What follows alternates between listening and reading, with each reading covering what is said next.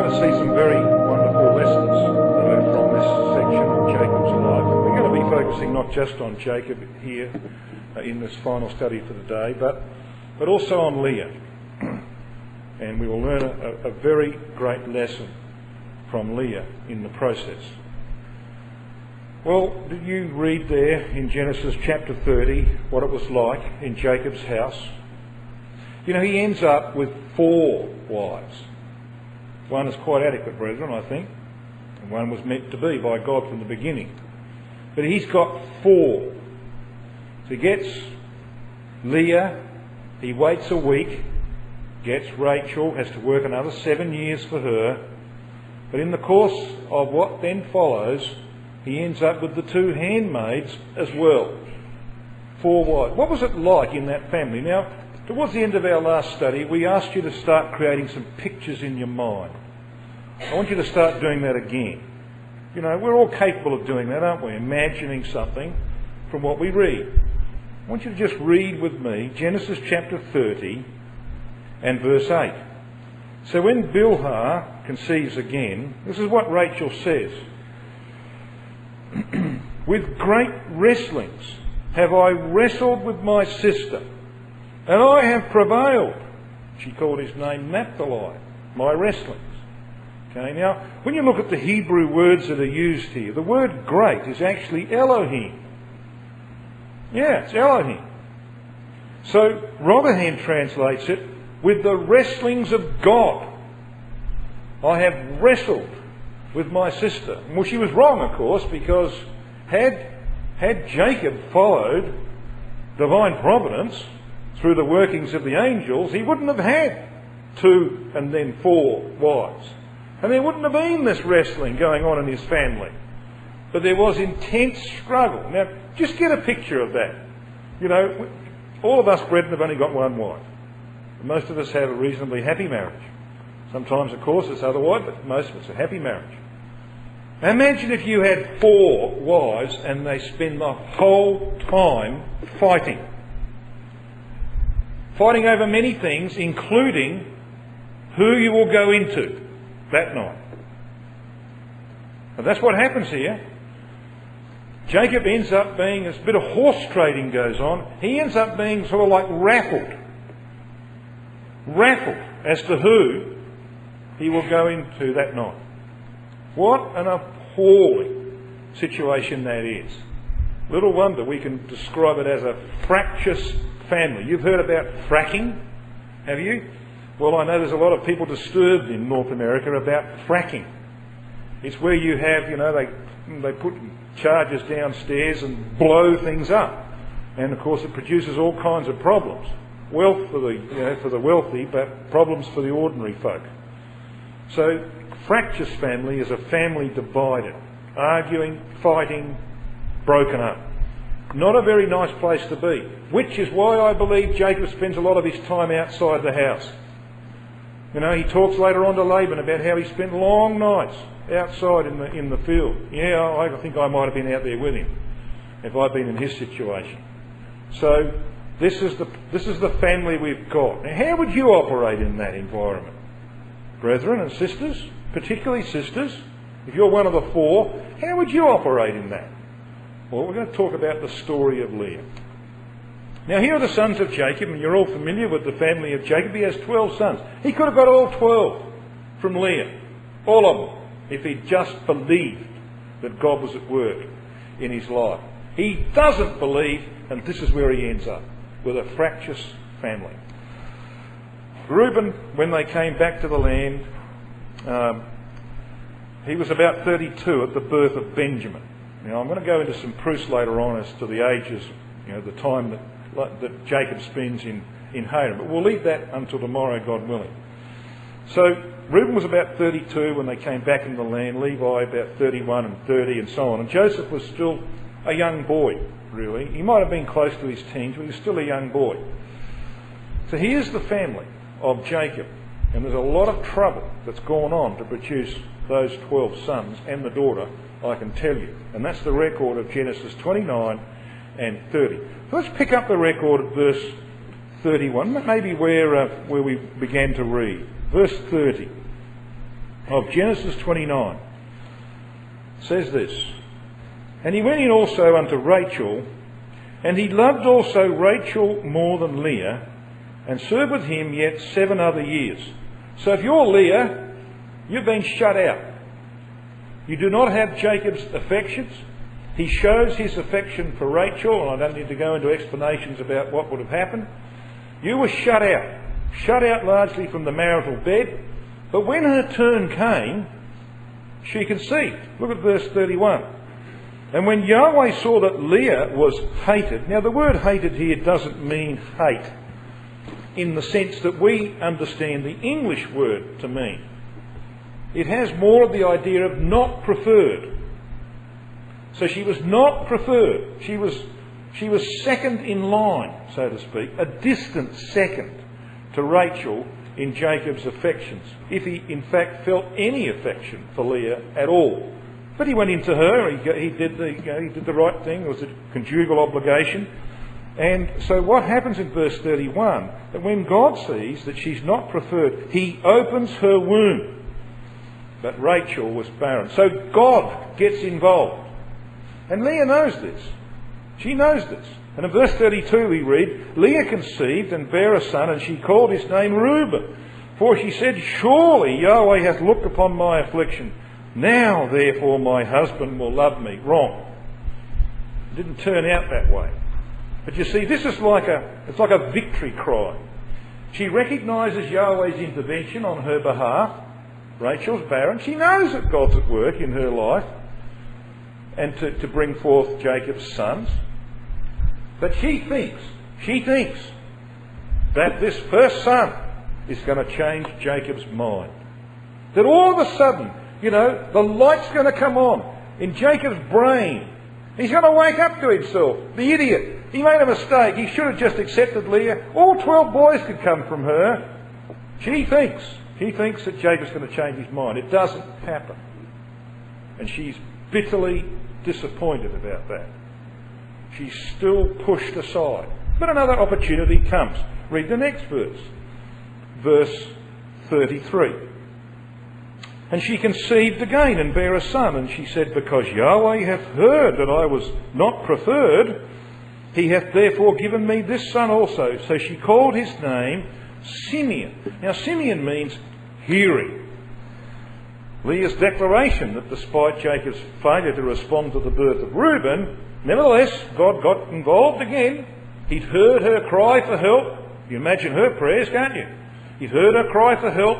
Perhaps Jacob might wake up. He might hear also. Sorry, Leah. Sorry. It doesn't happen. Read the next verse. Verse 34. "And she conceived again and bare a son, and said, Now this time will my husband be joined unto me, because I have borne him 3 sons. Therefore his name was called Levi." Now Levi means joined. So there's a hopeful expression by Leah here that, well, after 3 sons, come on, please, get your act together, Jacob. 3 sons. Surely you must see what God's doing here. But she doesn't mention God here. There is no mention of God in the verse that deals with the birth of Levi. So she has hope that this would convince Jacob to turn to her, but it doesn't happen. So where does she go next? Well, the final verse of Genesis 29 says this. "And she conceived again and bare a son, and she said, Now will I praise Yahweh. Therefore she called his name Judah." You know what this verse doesn't contain? It makes no mention of Jacob. He is not there in that verse. In the naming of Judah, she names him for one reason. She's going to praise Yahweh. She's given birth to 4 sons. Jacob continues on his merry way, preferring Rachel, even though she's barren, preferring her above Leah, not recognising the hand of God in her life and in his.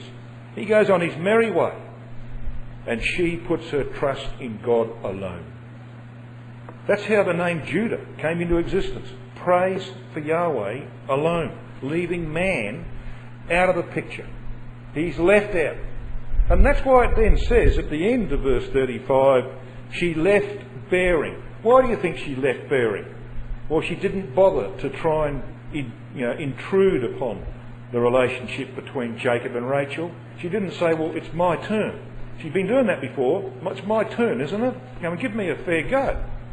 I'm a wife too, all right? She just says now, I'm done. I'm done with this. I'm out of the game. I've got 4 sons. I'm going to praise Yahweh. I'll put absolutely no confidence in man whatsoever. She's finished. That's why she left bearing, brothers and sisters. No access to Jacob. But then, of course, things happen, don't they? Things happen to stir up the pot, and the wrestling gets worse. Because what happens in verse 1 of chapter 30 is that Rachel comes and makes a ridiculous request of Jacob.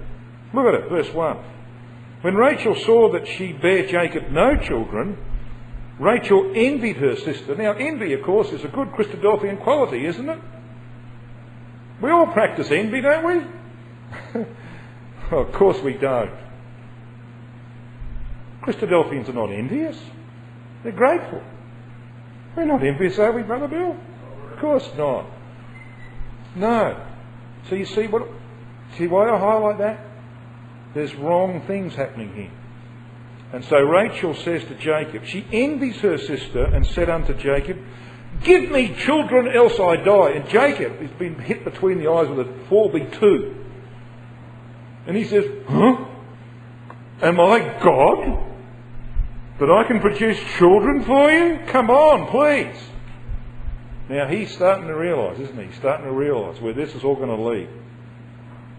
Jacob's anger was kindled in verse 2 against Rachel's. First time, probably.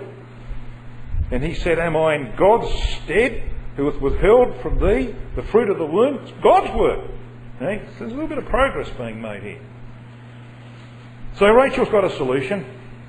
Most women have got solutions for this sort of thing. So she's got a solution. Her solution is to bring along Bilhah, her handmaid, and give Jacob a third wife, or just what he needs. Hey, so bring a third wife along, and she'll bear children on my knees, and they're just like my children. Very unsatisfactory, I would have thought, but that's her plan. And so Bilhah has 2 children. They're named appropriately for the reason that they were brought forth. So what does Leah do? Well, verse 9 tells us what Leah does in chapter 30. It says, when Leah saw that she had left bearing, she took Zilpah her maid and gave her Jacob to wife. So she decides that she's going to get into the act as well. So she gives Zilpah her maid to Jacob as a 4th wife. And 2 more boys are born. And then we come to the incident of the mandrakes. This is where it gets a bit grubby, doesn't it? It gets a bit grubby here. Because we read in verse 14, and Reuben went in the days of wheat harvest and found mandrakes in the field and brought them unto his mother Leah. Then Rachel said to Leah, I want them. Give me the mandrakes. And she said unto her, is it a small matter that thou hast taken my husband? And wouldest thou take away my son's mandrakes also? And Rachel said, look, I'll do a trade. I'll do a deal.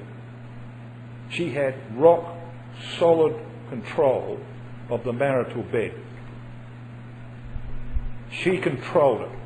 When Jacob came in from the field, she controlled what he did. This is right. When he comes back tonight, he's yours, as long as I get the mandrakes. Now, Unger in his Bible dictionary says this about mandrakes. Mandrakes were the apples of the mandragora, a herb if you're in this country, a herb resembling the belladonna, with a root like a carrot, having white and reddish blossoms of a sweet smell. We read about them in the Song of Solomon, chapter 7 and verse 13.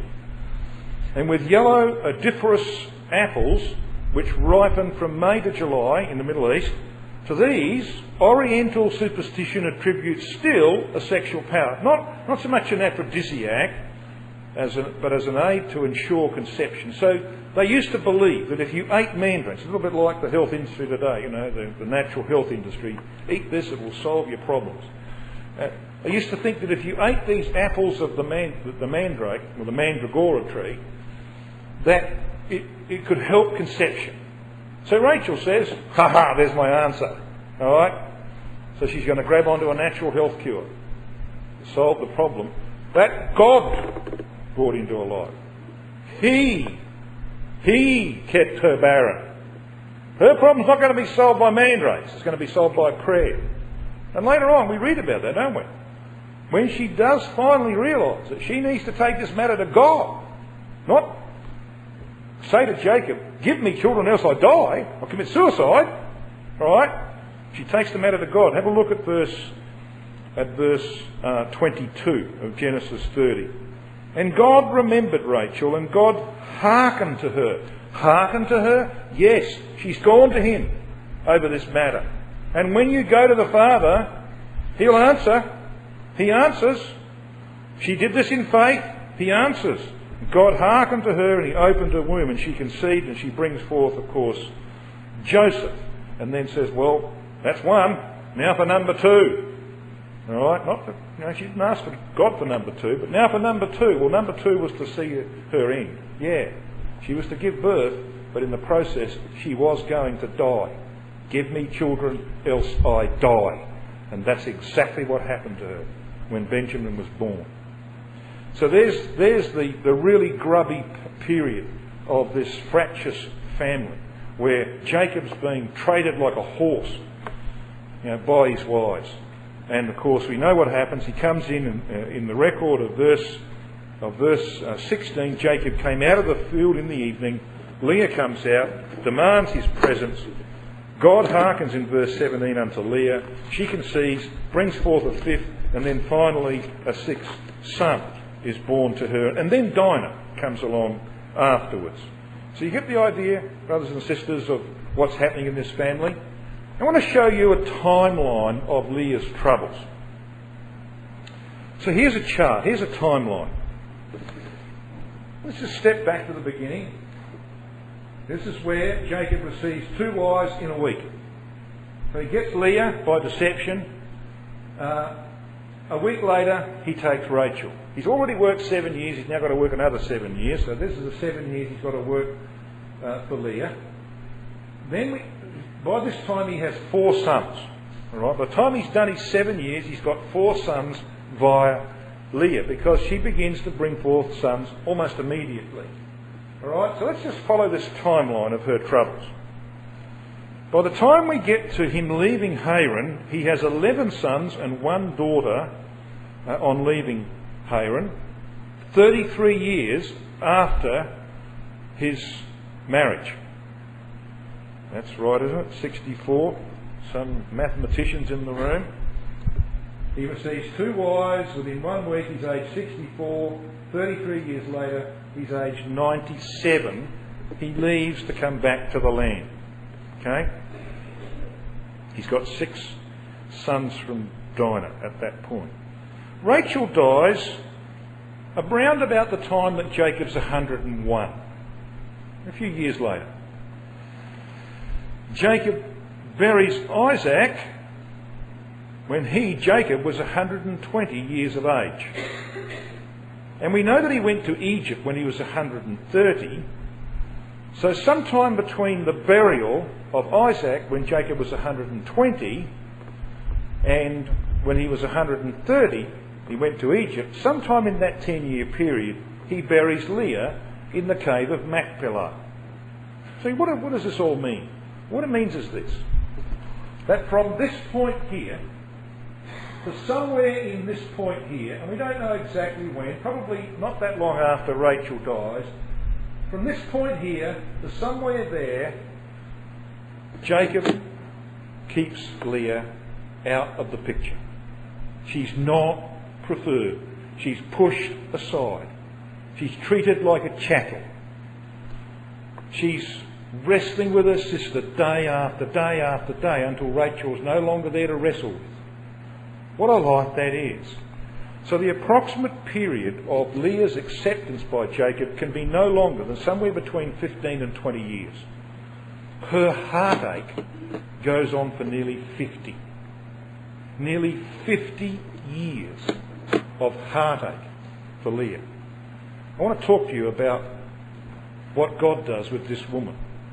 I want to show you what faithfulness and loyalty can achieve in the end if, like Leah, you maintain your faith. She wasn't perfect. She went into the trading deal over mandrake. She wasn't perfect. But God brings her through. This is a woman of faith under trial, as we're going to see. So let's have a look and see what happens. I want to show you three things that happens to Leah. Firstly, Genesis 49. It's a few chapters along in our Bible.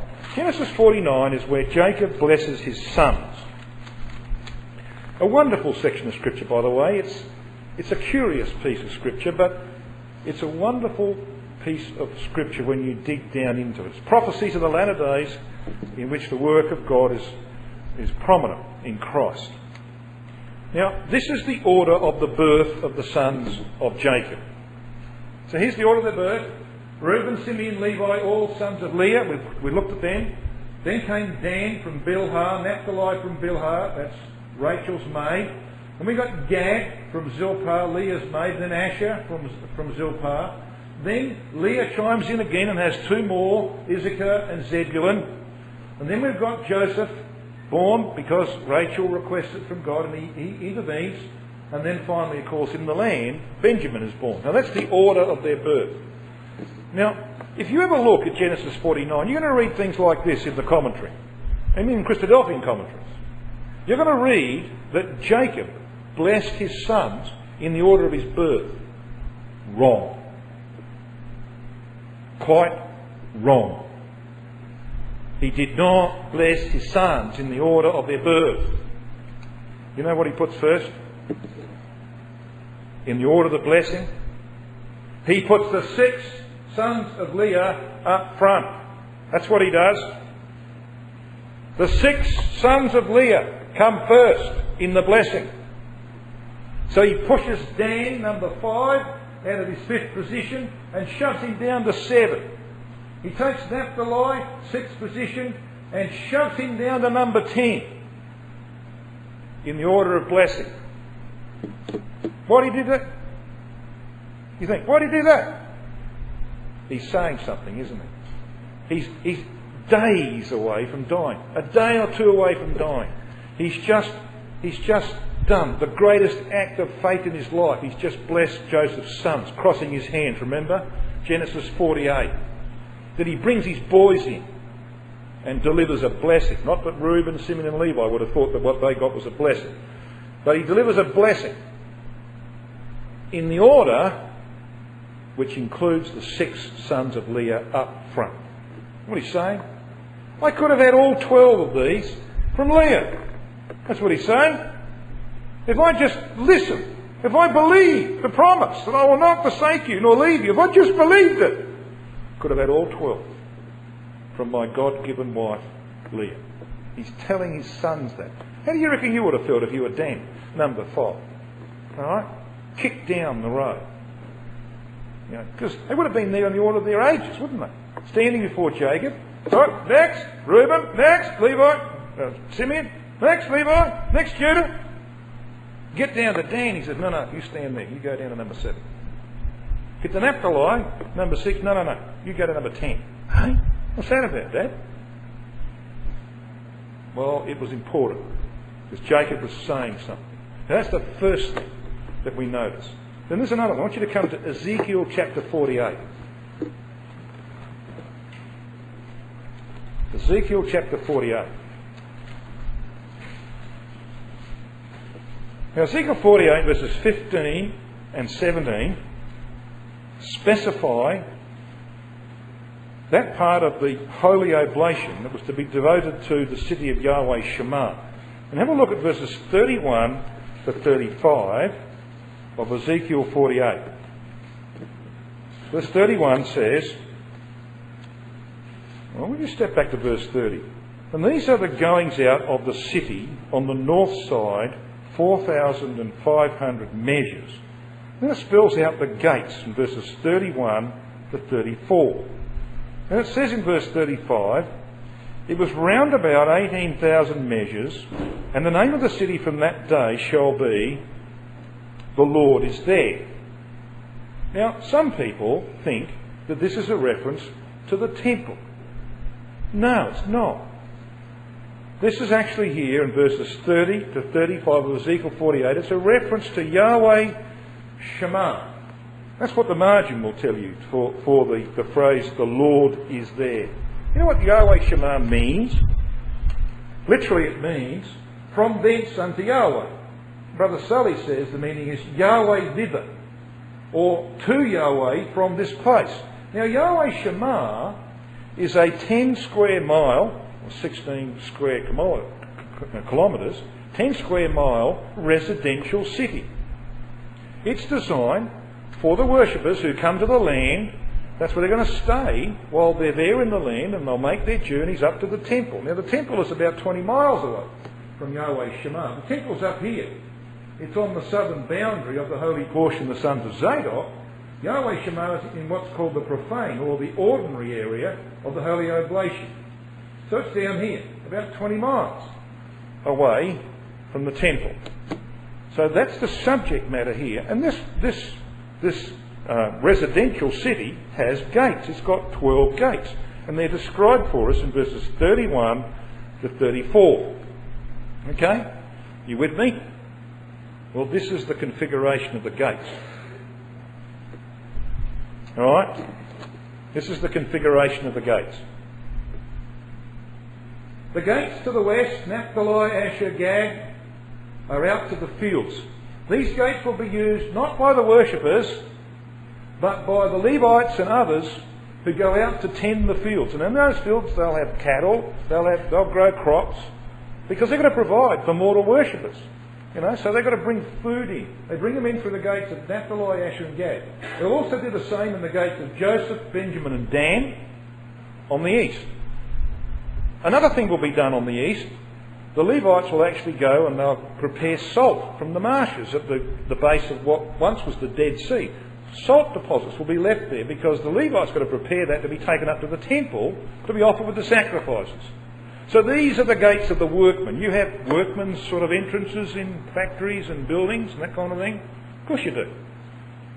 So the main entrances are where the worshippers arrive to come to worship. They come through these southern gates because they come up from the area of the Red Sea.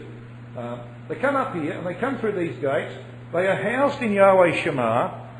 Then when their time comes to go to the temple to worship, they go through these gates in the north, Levi, Judah and Reuben. When they come back from their worship, they come back through the gates in the north, and when they finally go home, they go through the gates in the south. Got a picture? Well, guess what? The gates of the north and the south are all sons of Leah. All sons of Leah. The gates on the east, Joseph, Benjamin, sons of Rachel, Dan, son of Bilhah. On the west, Gad, Asher, sons of Zilpah, Naphtali, Bilhah. They're like the lower order. They're the people who do the hard work. They're the ones who are out in the field, see? But when you come to this place to worship Yahweh, and when you go through the north gate and you come back from the temple through the north gate and then go home from the south, you are passing through the gates that belong to the sons of Leah. You reckon she won't know that in the kingdom age? And that will go on for 1,000 years. And the world will be reminded that there is a reward for faithful service and loyalty under trial. That's what they'll be reminded of. She won't miss that one. You can be assured of that. And there's a third thing we need to consider. You come to Genesis chapter 49.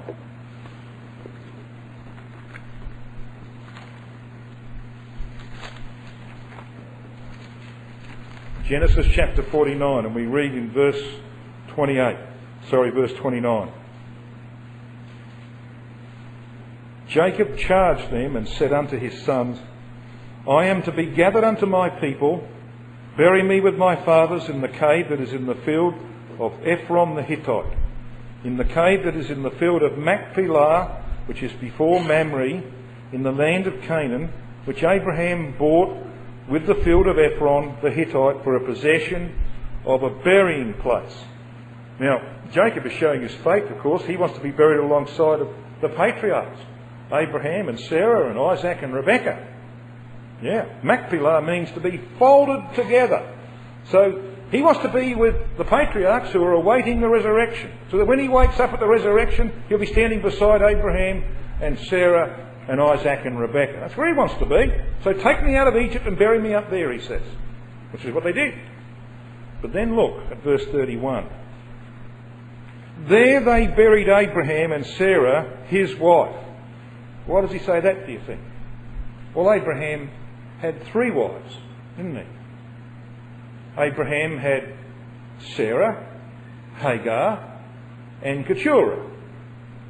He says, there they buried Abraham and Sarah, his wife. The other 2 left out.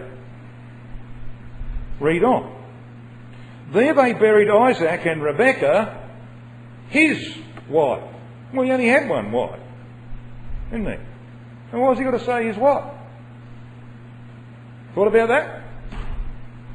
Then he says this. And there I buried Leah. He does not need to say my wife, because it's palpably obvious to his sons and to everyone else that he's saying, you don't dare bury me anywhere but there beside Leah. That's where I want to be. She's my God-given wife. I didn't understand that 60 years ago, but I know it now. So put me alongside of my God-given wife. And when Leah wakes up at the resurrection, you're not going to know where she was buried, is she? But when she wakes up at the resurrection, it won't be like that morning in Genesis 29 when they wake up and he says, who are you? I didn't marry you. I don't want to marry you. When Jacob and Leah wake up at the resurrection, not only will they have the company of Abraham and Sarah and Isaac and Rebekah, that's not bad company, is it? They'll have another one. Caleb, the son of Jephunneh, buried beside them too. So there's going to be quite a band there, quite a group. He will have his God-given wife beside him, and she will look him in the eyes and receive a consolation that she didn't get for at least 50 years of her stricken, fractious, troubled life. Yeah, there's a lesson in that, brothers and sisters. There is a reward for faithfulness and loyalty under severe and enduring trials. Well, let's move on from Leah. Let's just summarise what we've said in our studies today and move on to Jacob. Essentially got an allegory of 2 women here, haven't we? Rachel, we saw, is clearly a type of natural Israel, and Leah, we're going to see, as the opposite. Both of her sons were a type of Christ. We know that from Micah chapter 5, which we read. And it had to be that way, didn't it? God was going to bring forth his son, born of a woman, made under the law. He had to come from natural Israel in the line of David. That was required by prophecy. So it had to happen. Christ had to come from natural Israel. But Leah represents spiritual Israel. This is the group that you and I belong to, brothers and sisters. The nation that brings forth the fruits thereof, Christ could say in Matthew 21 verse 43. Now I'm not going to take you back to those passages that you can see, but if I did, we could demonstrate that we were there in the language of Isaiah 65 verse 1. We are the people whom God has called out of the darkness of the Gentiles to be part of the bride of Christ. We belong to spiritual Israel. And of course Leah rests with the patriarchs in Machpelah, finally accepted as Jacob's true wife. I want to finish our studies today in Genesis 30 at the end of the chapter. So we come back to Genesis 30. We're going to talk about Jacob's rods. Now you all know the story, don't you? About how he ends up working for another 6 years for Laban. Because Laban says, look, listen, I see you're getting a little bit towy there, you want to go home. And he thinks he's going to lose Jacob's services, you see, so He wants to put him to work again.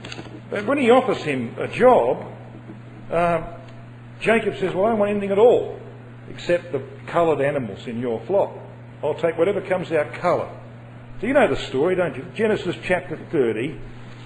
Let's just have a look at it. We're going to come back to this verse later on. But look, have a look at verse 26. This is after the birth of Joseph. Verse 26 of Genesis 30 says, "Give me my wives and my children for whom I have served thee, and let me go, says Jacob to Laban. Thou knowest my service which I've done thee." Laban says, well, hang on, don't go. I've learned my experience that I've been blessed because you've been here, Jacob. So he said, well, appoint me thy wages, and I will give it. And Jacob says to him in verse 29, "Thou knowest how I have served thee, and how thy cattle was with me. You didn't have much when I came, Laban, did you? But you got a lot now because God's blessed it. He's increased it," he tells him in verse 30. "But I'm going to provide for my own." So he says in verse 30, well, what do you want? And Jacob says, "You will not give me anything." Verse 31. "I'll just take the coloured in your flock." All right? So what do you reckon Laban would do? What do you reckon Laban would do as a result of this? Well, I'll show you what he does. You just come down to verse 32. It says, this is Jacob talking, "I will pass through all thy flock today, removing from thence all the speckled and the spotted cattle, and all the brown among the sheep, and the spotted and the speckled among the goats. Of such shall be my hire." You reckon Jacob gets to do that? No. Cast your eye down to verse 34 onwards. "And Laban said, Behold, I would it might be according to thy word." What a deal that is. Ho, ho. Won't do much better than this. You can see him, his mind's like a cash register, isn't it? You can see his eyes going, wow, the opportunities here are fabulous. So what does he do? Look what Laban does. Verse 35. "And he removed that day." Now you could read that. You could read that as Jacob removed that day. Wrong. The he in this verse, verse 35, is Laban. And Laban removed that. I'll give you the proof. Laban removed that day the he-goats that were ring-straked and spotted, and the she-goats that were speckled and spotted. So he goes through the flocks, he takes out all the coloured animals, and what does he do with them? Look at the end of verse 35. "And he gave them into the hand of his sons, and he set 3 days' journey betwixt himself and Jacob." So it's Laban. It's Laban that removes the colours. So you see, Jacob starts with zilch. He was going to start by taking all the colours out of the flock. That would be his starting stock, see? Oh, no. Laban gets all them. And he puts them with his sons. And there's 3 days' journey, so there can be no connection between the flocks, and therefore no coloured animal can breed with a white animal. All right? So what hope have you got? What hope have you got? None! Except for throwbacks. So that's the position that Jacob finds himself in. He's been deceived again. He's going to be deceived 10 more times because Laban's going to change his wages 10 times in 6 years. So this final 6 years he's labouring, his wages are changed 10 times. How would you feel about that, brethren, if your boss changed your wages 10 times in 6 years and every time it went down? Eh? That's what happened. Well, here we've got the story. So what does he do? Look at verse 37. "And Jacob took him rods of green poplar and of hazel and chestnut tree, and peeled white strakes in them, and made the white appear which was in the rods." Sounds like a pretty technical operation, doesn't it?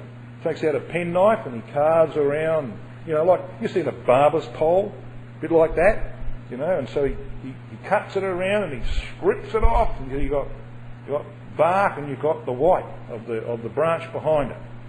Verse 38 says, "And he set the rods which he had peeled before the flocks in the gutters in the watering troughs when the flocks came to drink, that they should conceive when they came to drink, and the flocks conceived before the rods and brought forth cattle, ring-straked and speckled and spotted.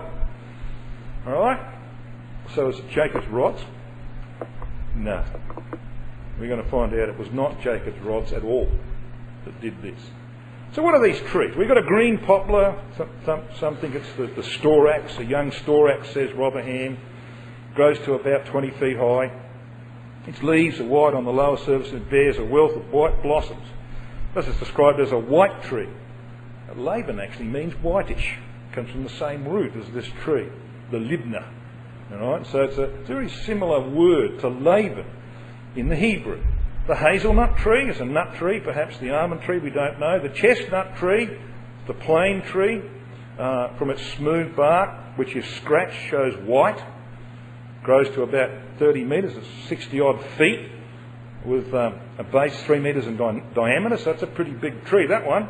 And when the bark is shed, the white smooth trunk is revealed. So this is the kind of trees he took, and he got out his penknife and he cut them up and tried to make this like barber's rod. So this was Jacob's device. It was not Syrian magic. He didn't go to the Syrians to find this out, but it was based upon contemporary practices of the day. There was this thought that if you did this, it could have an impact upon what came out from the breeding cycle. That's what they thought. But it was Jacob's contrivance. God didn't tell him to do this, did he? It was Jacob's, and this is the great lesson we've got to learn, brothers and sisters. We've all got a way, haven't we? When we're confronted with a problem, he had a problem, we usually have a way. Oh, I can handle that one. Don't worry, I've got a control. I can do that. That's the first thing we think about. Rarely do we take the matter to God first. That was one of Jacob's problems. And I'm going to show you in his distress in Genesis 32 that he acts and then prays. He should pray and then act. But we're all like him to a certain extent. When you're confronted with an issue or a problem, what do you do first? You answer yourself. You answer before God. What do you do first? You usually say, well, I can do this. I can get out of it. I can do this. And then you go to God and say, well, can you help me? You should go to God straight away. And maybe what comes into your mind is not what you thought was the right thing to do. Maybe God gets involved. That's the difference. Now, Keel and Dalis say this artifice was founded upon a fact frequently noticed, particularly in the case of sheep, that whatever fixes their attention in copulation is marked upon the young. I'm not sure that modern science would support that, but that's what was thought at the time. But you see, Genesis 31, verses 7 to 13, gives us the answer. So when you just cast your eye across to Genesis 31, verse 7, and this is Jacob talking to Rachel and Leah in the field. He says, your father hath deceived me and changed my wages 10 times in the 6 years I served him for the cattle. But God suffered him not to hurt me. If he said thus, and this is how the wages were changed in verse 8 of chapter 31, the speckled shall be thy wages, then all the cattle bear speckled. And if he said thus, the ring-straked shall be thy hire, then bear all the cattle ring-straked. Thus God hath taken away the cattle of your father and given them to me. So let me tell you the story of what happened. Jacob's device did not work. It was God who intervened on his behalf. So this is what happened. His wages are changed 10 times in 6 years until Jacob realises that God is involved. Now there were 2 breeding cycles every year. So if you're serving for 6 years, you've got 12 breeding cycles, all right?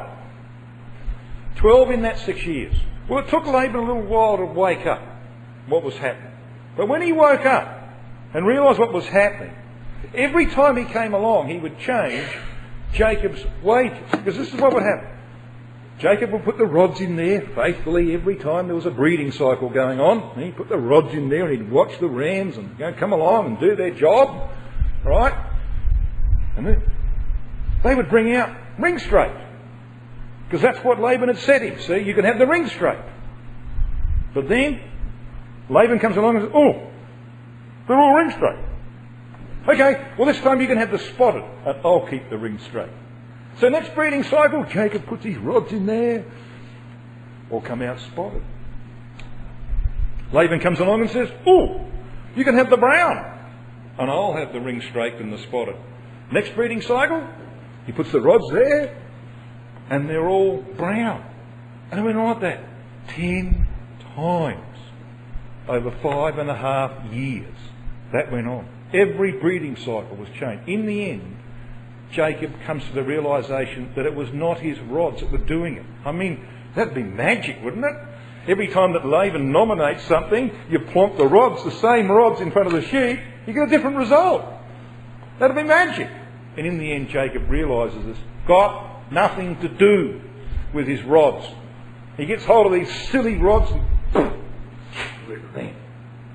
chucks them out.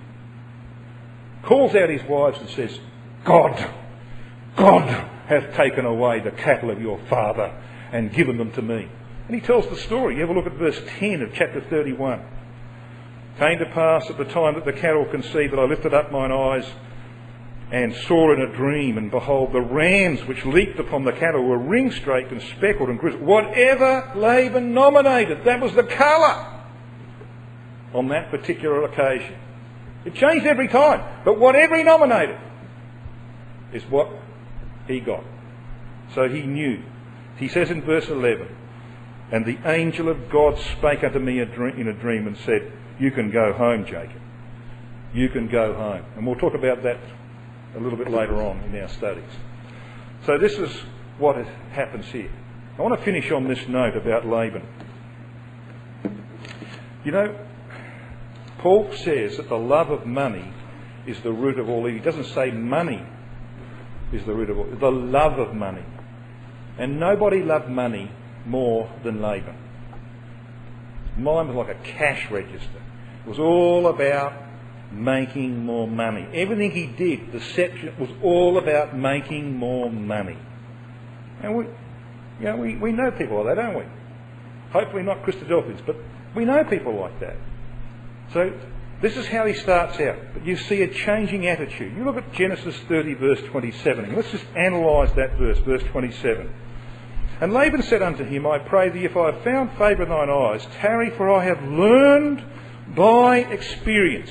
Now, that phrase, learned by experience, is just the one Hebrew word. Nakash means to practice divination, to divine, to learn by experience, diligently observe, but it's got a connection. It's the root of the word serpent. You know, Nakash, the word, the serpent in the Old Testament, I have learned by experience. Young Literal translates it, I have observed diligently. Can you imagine? Just get a picture in your mind. You see Laban's beady little eyes. There's a little fixation on money. Everything he does, he's looking, how can I make a dollar out of that, see? The love of money. You can see his beady eyes like a serpent. You know, he's up, oh, look at that. I've been blessed by God. Because Jacob's here, see? He understands where this is coming from. He goes on to say, I've learned by experience that Yahweh hath blessed me for thy sake. So he says, appoint me thy wages. But come to chapter 31, verses 1 and 2. And he, Jacob, heard the words of Laban's son, saying, Jacob hath taken away all that was our father's. A bit like their father, aren't they? And of that which was our father's hath he gotten all this glory. And Jacob beheld the countenance of Laban, and behold, it was not toward him as before. Young's Literal says, because that word countenance there is face, Young's Literal says, and Jacob seeth the face of Laban, and lo, it was not with him as heretofore. There's been a shift. A major shift in the attitude of Laban towards Jacob. He could make profit out of him, but now he knows. Because God's got involved, now he knows he's going to lose everything if he doesn't do something about this. And of course God chimes in and says to Jacob, now you've learnt not to deceive. Now you've learnt to trust in me. Now you've thrown away your own devices. You can go home. I will release you from the hand of this inveterate deceiver. Yes, brothers and sisters, Peter says in 1 Peter 5 that after ye have suffered a while, alright, then he'll give you peace. The reason you're suffering is because God is dealing with the Jacob in all of us.